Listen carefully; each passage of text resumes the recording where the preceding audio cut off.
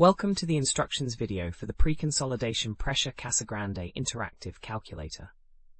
This powerful tool helps geotechnical engineers determine the maximum past effective stress that a soil has experienced using the classic Casagrande graphical construction method from oedometer test data.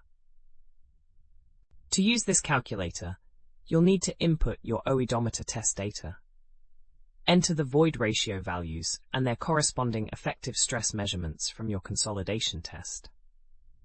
The calculator requires multiple data points to construct the compression curve. For example, you might enter void ratios ranging from 1.2 down to 0.8, with effective stresses from 25 to 800 kilopascals.